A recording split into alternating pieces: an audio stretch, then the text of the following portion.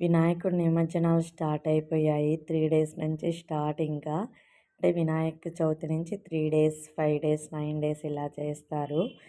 ఇక్కడ టపాసుల సౌండ్ చూసి నేను పైనున్న దాన్ని కిందికొచ్చాను. వినాయకుడి నిమజ్జనం జరుగుతుందేమో అనేసి.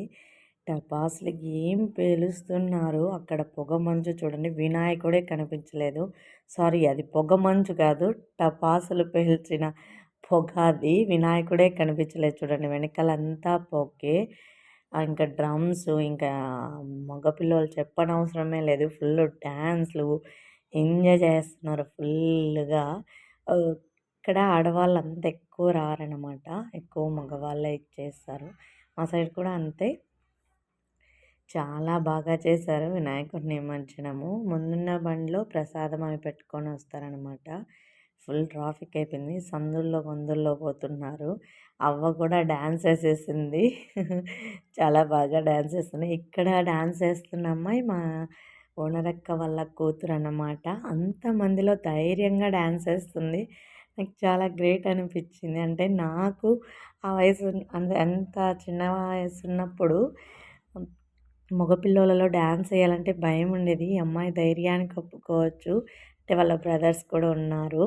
సో భయం లేకుండా డ్యాన్స్ వేస్తుంది. చాలా బాగా వేసింది డ్యాన్స్.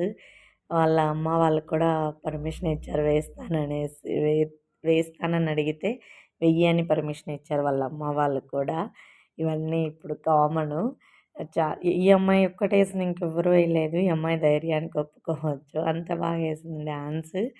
నిమజ్జనము ఇక్కడ 2 అయిపోయింది నిమజ్జనం అయ్యేసరికి. నేను వెళ్ళలేదు నిమజ్జనానికి. మా ఈ పాప ఇంకా కొంతమంది వెళ్ళారు. నేను వెళ్ళలేదు. నిమజ్జనం అంతా అయిపోయింది. ఫుల్ డ్యాన్స్లు, డ్రమ్స్ ఫుల్ ఊపులో ఉన్నారనమాట జనాలు. వినాయకుడు వస్తున్నాడు. ముందంతా డ్యాన్స్లు, ప్రసాదాలు అన్నీ వెళ్తున్నాయి. వెనకాల వినాయకుడు స్వామి వస్తున్నాడు. మళ్ళీ నెక్స్ట్ ఇయరే వినాయక చవితి. యూత్ అంతా వెయిట్ చేస్తూ ఉంటారు కదా వినాయక చవితి కోసము. దేవుడికి టెంకాయ ఇచ్చారు. దేవుడికి టెంకాయ కొట్టేసి హారతి తీసుకునేసి వెళ్ళిపోయానమాట నిమజ్జనానికి.